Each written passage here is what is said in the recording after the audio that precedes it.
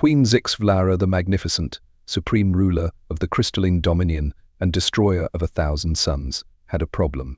A rather embarrassing one if she was being honest with herself, which she rarely was, being a queen and all. The problem stood before her in the imperial court, wearing what her subjects had reported as a Hawaiian shirt and cargo shorts, looking absolutely unbothered by the dozen plasma cannons aimed at his head. "So," the human said, scratching his chin, "you're telling me you came all this way across the galaxy to conquer Earth because you thought we were a threat to galactic peace, but now you're having second thoughts because," he checked the datapad in his hand, "someone gave you a cup of hot chocolate and a cat." The queen's crystalline form shimmered in what her advisors recognized as embarrassment. Her normally imposing 7-foot-tall translucent body, which could refract enough light to blind an entire army, seemed somehow smaller. "Gerald McDougal," she pronounced his name with careful precision, her voice resonating through the crystal chamber like wind chimes in a hurricane. "You oversimplify the situation. The hot chocolate had tiny marshmallows in it." The court erupted in gasps. Grand Vizier X-Thlex Beta 9 fainted, his crystalline form hitting the floor with a distinct tink sound. Gerald, or Jerry as he'd insisted on being called, much to the horror of the royal name-keeper, just grinned. "And don't forget about Mr. Whiskers." As if on cue, a rather plump orange tabby cat sauntered into the throne room, completely ignoring the various defense protocols and force fields designed to keep out assassins. It made its way directly to Queen Zixvlara's throne and proceeded to do what cats do best, demand attention by headbutting her crystalline leg. "The supreme leader of the crystalline dominion does not," she began. But then Mr. Whiskers started purring, and her resolve crackled like ice in spring. "Oh, very well." She reached down to pet the cat, her crystalline fingers emanating a soft blue glow that made Mr. Whiskers purr even louder. Jerry watched this display with the kind of amusement usually reserved for watching grandparents discover smartphone filters. "You know, you're a magnificence. If you like Mr. Whiskers and hot chocolate, there's a whole lot more Earth has to offer. Have you tried pizza yet?" The Queen's Advisory Council collectively vibrated in horror.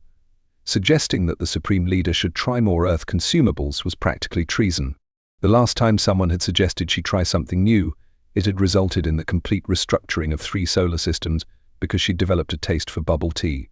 "Pizza?" The Queen's crystalline form shifted through several colors of curiosity. "Explain this, pizza." "Well," Jerry said, pulling out his phone, causing several security droids to power up their weapons, "it's like a flat bread with tomato sauce, cheese, and whatever toppings you want. Here, I've got a picture." The Queen leaned forward on her throne, her natural bioluminescence brightening with interest. "These round black things? Olives, your magnificence. And these red circular objects? Pepperoni, my queen. Bring Emmy this pizza," she commanded, her voice shaking the crystal spires of the throne room. Then, remembering the human customs she'd been studying, added a quiet "please." Jerry smiled. "I know a great little place in Brooklyn, though we might need to work on your disguise. A 7-foot-tall crystal woman tends to stand out, even in New York." The Grand Vizier, who had just regained consciousness, promptly fainted again.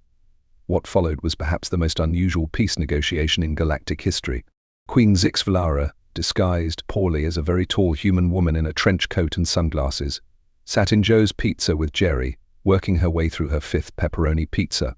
Mr. Whiskers, who had somehow followed them through 17 layers of security and 2 teleporter jumps, sat on a nearby stool, occasionally stealing pieces of pepperoni. "And you say there are different toppings?" the Queen asked, her crystalline structure vibrating with excitement. "Hundreds," Jerry confirmed. "There's Hawaiian pizza with pineapple on pizza?" The Queen's form flickered with intrigue. "Your species truly is fascinating. Such chaos, such beautiful disorder. We crystallines spend millennia perfecting the precise atomic structure of our forms. And here you are, putting fruit on bread with cheese. And somehow it works." A small child at the next table stared at the Queen, ice cream cone forgotten in his hand. "Mommy, why is that lady glowing?" "Don't stare, honey. This is New York, she's probably just a Broadway performer." The Queen turned to Jerry, her voice dropping to what she thought was a whisper. It still rattled the windows. "They accept such differences so easily. No demands for structural conformity. No mandatory geometric alignment." "Your Magnificence," Jerry said, wiping pizza sauce from his chin. "Humans have a saying, different strokes for different folks. We're kind of all about chaos and acceptance. Well, mostly, we're working on it." The Queen's form shimmered with what Jerry had come to recognize as deep thought. Perhaps we have been approaching this all wrong. Instead of conquering Earth. Yes, Jerry prompted, already guessing where this was going. We could open a pizza franchise in the crystalline dominion. The words came out in a rush, causing several nearby glasses to vibrate dangerously. And that's how Earth's first interstellar business venture began. Crystal Crust Pizza, where every slice shines, became an overnight sensation across 17 star systems. The Queen appointed Jerry as her chief pizza officer, a position that caused no end of confusion in diplomatic circles. Mr. Whiskers naturally became the company mascot and was given the official title of Supreme Taste Testess, though he refused to eat anything but pepperoni and showed a remarkable lack of respect for his exalted position by sleeping through most board meetings. The invasion fleet was repurposed into the galaxy's most efficient pizza delivery service, with a 30 minutes, or its free guarantee that somehow worked even across light years. The plasma cannons were modified to perfectly crisp the cheese, and the battle cruiser's force fields were redesigned to keep the pizzas at optimal temperature during delivery. But perhaps the most surprising development came 6 months later, when the Queen made an unprecedented announcement to her subjects. Story continues as the Queen discovers more Earth delicacies and human customs, leading to increasingly amusing situations and cultural misunderstandings, while Jerry tries to navigate being both a diplomatic liaison and a pizza consultant to an alien civilization. Mr. Whiskers continues to appear mysteriously wherever important decisions are being made, somehow always managing to influence galactic policy through strategic napping and well-timed purrs. The Queen's announcement sent shockwaves through the crystalline dominion, quite literally, as her excitement caused a minor seismic event in 3 neighboring star systems. "My beloved subjects," she declared, her form cycling through a rainbow of emotions, "I have decided to establish a cultural exchange program with Earth." And she paused for dramatic effect, causing several courtiers to vibrate anxiously. "I'm going to take something called a vacation." The entire court gasped in perfect crystalline harmony. Grand Vizier X Beta 9, who had developed a habit of fainting at every major announcement, was preemptively caught by 2 guard drones. "Your Magnificence," squeaked Minister of Proper Protocols YZ Gamma 12, "a vacation. But what about the ancient traditions? The ceremonial geometric alignments? The daily ritual of prismatic meditation?" The Queen waved a shimmering hand dismissively. "Jerry tells me that humans have this wonderful concept called YOLO." The minister's crystalline form cracked slightly in horror. Jerry, who was present for this announcement, still wearing his Hawaiian shirt, now accessorized with a chief pizza officer badge, tried not to laugh. Mr. Whiskers, sprawled across the Queen's lap, didn't even bother opening his eyes. "Furthermore," the Queen continued, "I have learned of something called a road trip. We shall undertake this ancient human ritual immediately." And that's how 3 days later, an ancient crystalline battle cruiser, hastily repainted to look like a very large, very shiny RV, found itself hovering above Route 66. "Your Magnificence," Jerry said carefully, "when I mentioned road trips, I meant actually driving on the road, but this is much more efficient." The Queen protested from her crystalline command throne, which she'd modified with cup holders and a bumper sticker reading "My other ride is a plasma-powered dreadnought." "The point of a road trip isn't efficiency," Jerry explained, while Mr. Whiskers somehow managed to find a sunny spot to nap in despite being in space. "It's about the journey, the unexpected discoveries, the questionable gas station snacks." The Queen's form sparkled with interest. "Questionable gas station snacks?" And so began the strangest road trip in human history. The battle cruiser was reluctantly landed, taking up approximately 17 parking spaces at once, and the Queen, disguised once again in her trench coat and sunglasses, now supplemented with a tourist's fanny pack and a I Heart Earth hat, embarked on her journey of discovery. Their first stop was a small gas station in Oklahoma. The Queen spent 3 hours examining every variety of beef jerky with the intensity usually reserved for analyzing potential invasion targets. The humans have developed 73 different variations of dehydrated meat products, she whispered in awe to her personal recorder, and something called a Slim Jim that defies all known laws of physics and nutrition. Truly, their power is greater than we imagined.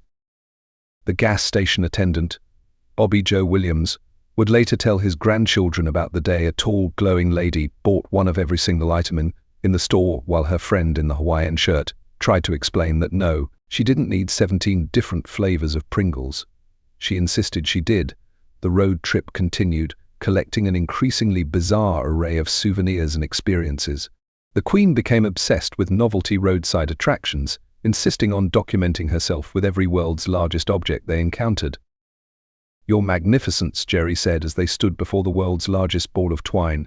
"We don't need to establish diplomatic relations with it." "Silence, Jerry. Can't you see I'm conducting important cultural research?" The Queen's form pulsed with excitement as she attempted to take what she called a selfie, but which was actually just her crystalline body, refracting light in various directions. Mr. Whiskers, meanwhile, had somehow arranged a small court of local cats who now followed him around like he was some sort of feline deity. Jerry chose not to question it.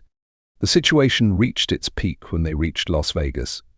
The Queen, overwhelmed by the sheer amount of neon and glitter, began to harmonically resonate with the city's lights, causing a light show that put the Bellagio fountains to shame. "Jerry," she exclaimed, her voice shattering several nearby martini glasses, "they have a pyramid, just like the ones we used for interstellar communication. Although," she paused, scanning the Luxor, "theirs appears to be full of something called all-you-can-eat buffet rather than quantum communication arrays."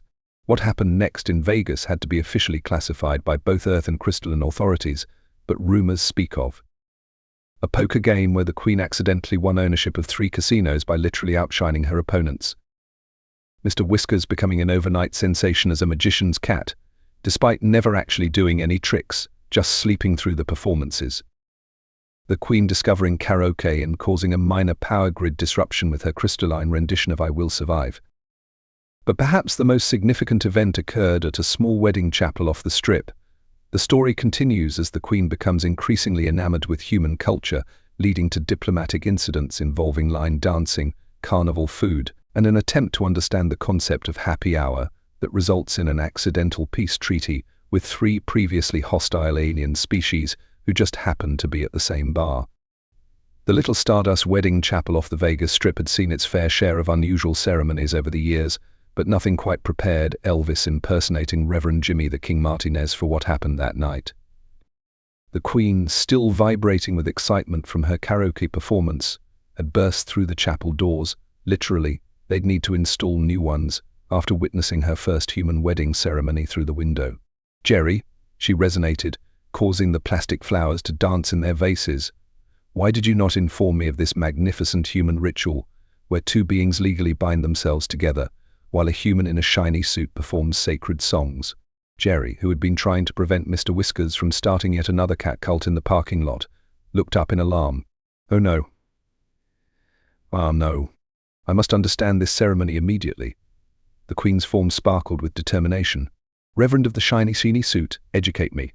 Reverend Jimmy, who'd been in the business for 30 years and operated on a strict don't ask, don't tell policy regarding glowing crystalline aliens, simply adjusted his rhinestone collar and said, "Well, little lady, when 2 folks love each other very much," what followed was a 3-hour crash course in human marriage customs, during which the Queen demanded to know why humans didn't seal their unions with quantum entanglement like normal species, became obsessed with the concept of wedding cake samples, attempted to learn the choreography to Can't Help Falling in Love, declared that Elvis's jumpsuits were finally appropriate royal attire.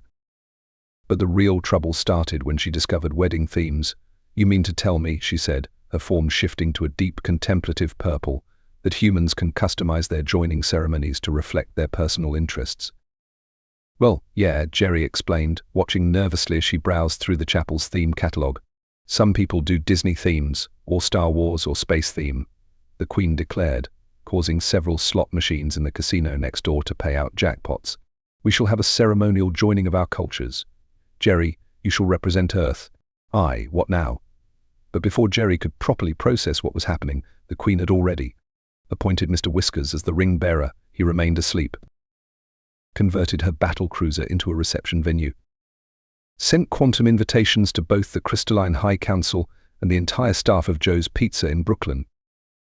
Ordered a wedding cake that defied several laws of physics. The Grand Vizier, who had just arrived via emergency teleport upon hearing the news, took one look at the situation and achieved a new personal record by fainting 3 times in rapid succession. Your Magnificence, Jerry tried to explain. I don't think silence, she chimed joyfully. I have already selected our first dance song, Stayin' Alive by the Bee Gees. It is perfect as it references both continued existence and the preservation of genetic material. The ceremony that followed would later be described in the crystalline historical records as the Great Convergence, and in Vegas local news as that time the strip got really weird. Air. Highlights included the Queen wearing a wedding dress made of pure light refracted through her crystalline form. Jerry somehow still in his Hawaiian shirt, but now accessorized with a boatie. Mr. Whiskers processing down the aisle with rings, stopping halfway to take a bath.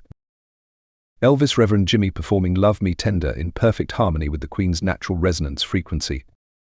The entire crystalline High Council attempting to do the chicken dance. But just as Elvis Reverend Jimmy reached speak now or forever hold your peace, something unexpected happened. A fleet of ships appeared in the sky above Las Vegas, the Gelatinous Collective, ancient rivals of the crystalline Dominion. The supreme blob of the collective appeared on all frequencies. We have come to prevent this union and finally destroy our ancient enemies. The crystal is the cat sleeping on the quantum detonator.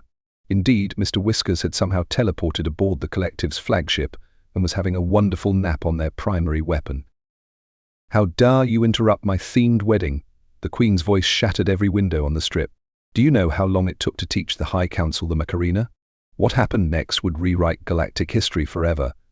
The story continues as the wedding turns into an impromptu peace negotiation with Elvis Reverend Jimmy somehow ending up as the chief diplomat, Mr. Whiskers accidentally becoming the spiritual leader of 3 alien species, and the Queen discovering the concept of a destination wedding that might just unite the entire galaxy, all while Jerry tries to explain why throwing the bouquet shouldn't involve antimatter. The standoff between the crystalline Dominion and the Gelatinous Collective reached its peak when Mr. Whiskers, still napping on the quantum detonator, began to purr. The vibration somehow triggered a harmonic resonance with both crystalline and gelatinous matter, causing everyone involved to experience what could only be described as an involuntary intergalactic group hug. This sensation, bubbled the supreme blob, their gelatinous form wobbling with emotion. What is this? I believe the humans call it warm and fuzzy feelings, the Queen chimed, her crystalline form glowing with what could only be described as smugness. We've been studying them extensively. They have many such powerful weapons: hot chocolate, pizza, cat videos. The supreme blob's curiosity caused them to lose cohesion slightly. Jerry, seeing an opportunity, pulled out his phone. Here, let me show you some TikToks of cats knocking things off tables. 3 hours later, the wedding reception had turned into the galaxy's first Peace Summit dance party.